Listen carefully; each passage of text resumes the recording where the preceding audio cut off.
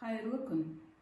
Мен Темирова Индира Абубакыр қызы, Ақтөбе көлік коммуникация және жаңа технология колледжінің тасымалды ұйымдастыру және қозғалысты басқару мамандығының арнайы пән оқытушысымын. Бүгінгі қарастыратын тақырыбымыз вагондарға жалпы мәлімет беру. Пәні жылжымалы құрам және поезд тартымдылығы негіздері.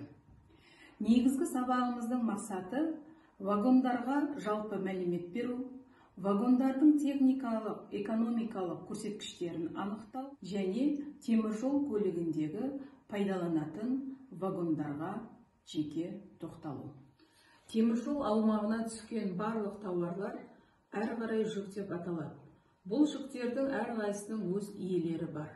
Сондықтан да теміржолдың міндеті осы жүктерді өз иелеріне тез арада жеткізу. Бұл жұмыстарды орындау үшін бізге вагондар қажет болады. Пайдалануына қарай вагондар жолаушы және жүк болып бөлінеді. Әр сапар алдында вагондарға техникалық тексеру және жөндеу жұмыстары орындалады. Бұл сұрақтармен айналысатын вагон шаруашылығы. Жүк вагондарына тоқталатын болсақ, әр жүк вагоны өзінің техникалық, экономикалық көрсеткіштермен сипатталады.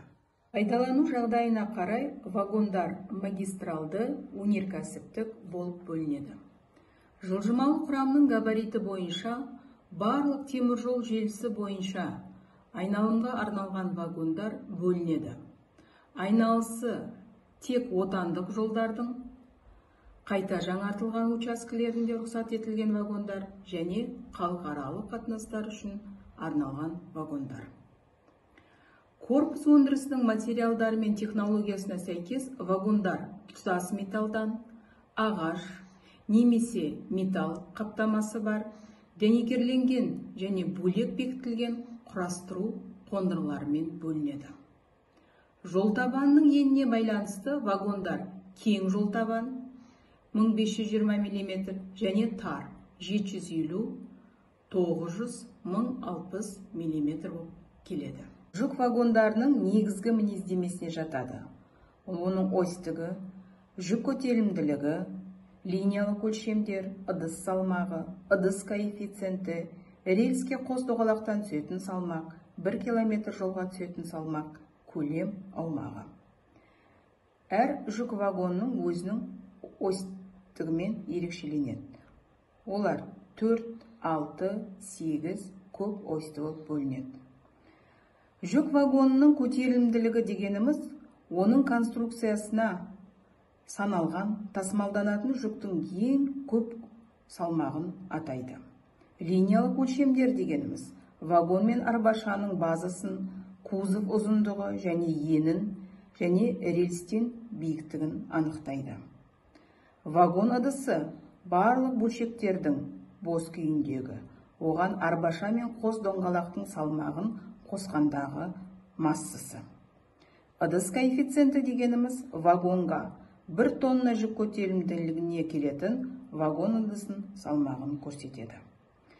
Және вагон көлемі вагонның сыйымдылығын мінездейді. Техникалық пайдалану ережесіне сәйкес әр вагонға техникалық паспорт жүргізіледі. Онда вагонның маңызды техникалық және пайдалану мінездемелері көрсетіледі.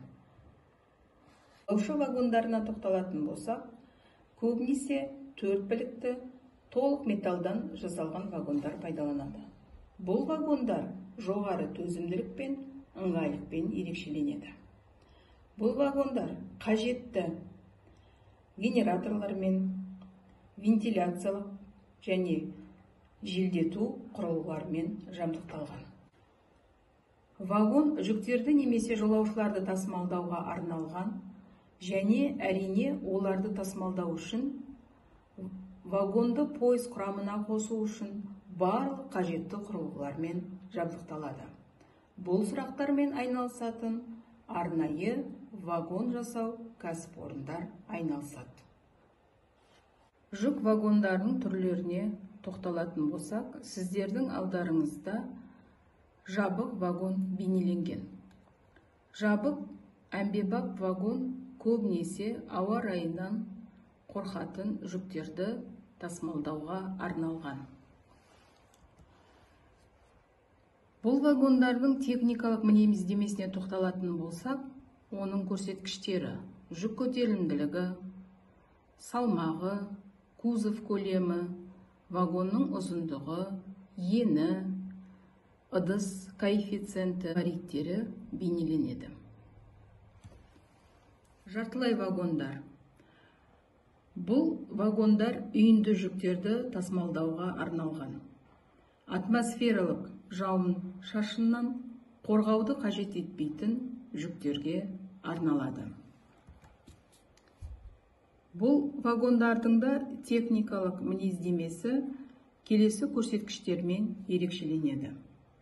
Бұл біліктілігі, ұзындығы, ені, ішкі өлшемдері, биіктігі, люк саны, олардың мөлшерлері және габарит. Цистерналар. Цистерналар сұйық жүктерді, яғни сұйықтықтарды, мұнай өнімдерін, химиялық, газ, су, сүт және тағы басқа жүктерді тасымалдауға арналған. Цистернаның көрсеткіштері ол жүк көтерімділігі, кузов резервуарының көлемі, тиелетін люк саны, цистерна қысымының көрсеткіштері, вагонның ұзындығы, салмағы және шығарушы завод. Платформаға тоқталатын болсақ, платформа атмосфералық әсерлерден қорғауды қажет етпейтін ұзын өлшемді және сусымалы жүктер мен контейнерлерді тасымалдауға арналады.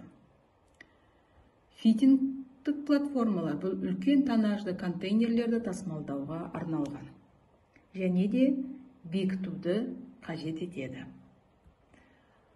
Бұл вагонның техникалық мінездемесіне тоқталатын болсақ, жүк көтерімділігі, ыдыс салмағы, еден аумағы, платформаның базасы, ұзындығы, ені, ыдыс коэффициенті және тағы басқа көрсеткіштермен ерекшеленеді.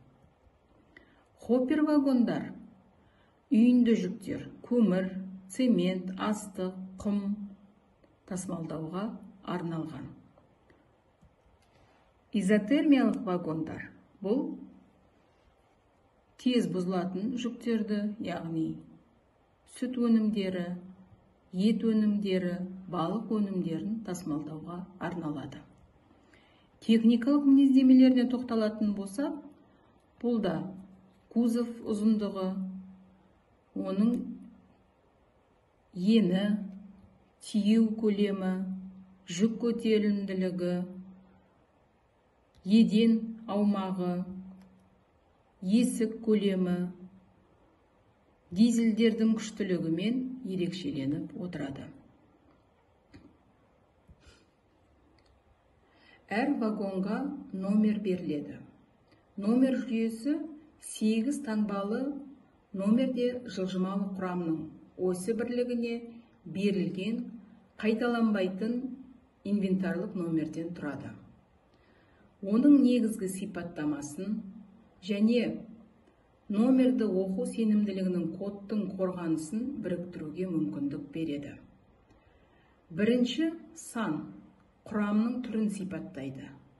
Мысалы, 2-ден басталатын сан жабық вагонды атайды, 4-тен платформа, 5-тен меншікті вагон, 6-дан ашық вагондар, 7-ден цистерна, 8 изотермиялық вагондар, 3 және 9 басқа да вагондар, яғни мамандандырылған. Қолданыстағы номерлеу жүйесі вагондарды 8 таңбалы кодпен белгілеуді көздейді. Бірінші сан жылжымалы құрамның түрі, жаңа атап кеткендей. Екіншісі осьтер саны және негізгі сипаттамасы. Үшінші сан қосымша техникалық сипаттамалар. Төртінші, бесінші және алтыншы вагонның реттік номері. 7-ші қол тежегіші және өтпелі алаңның болу туралы ақпарат. Және 8-ші сан бақылау санын көрсетеді. Бүгінгі сабағымызды қорытындылай отырып, тағы да негізгі маңызды сұрақтарға тоқталғым келіп отыр. Теміржол көлігіндегі тасымалдауға тікелей қатысы бар жылжымалы құрамдарымыз әрдайым техникалық және экономикалық көрсеткіштерге сай болуы тиіс. Жылжымалы құрамдарымыз қауіпсіздік шараларын сақтап, әрдайым техникалық тексеруден, жөндеу жұмыстарынан өтіп отырады.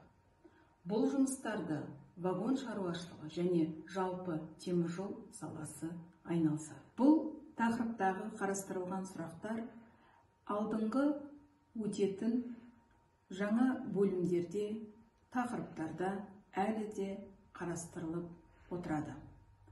Жоғарғы курста жүк және коммерциялық жұмыстарды ұйымдастыру, қозғалысты басқару пәнінде де сіздер балдар бұл сұрақтармен кездесесіздер.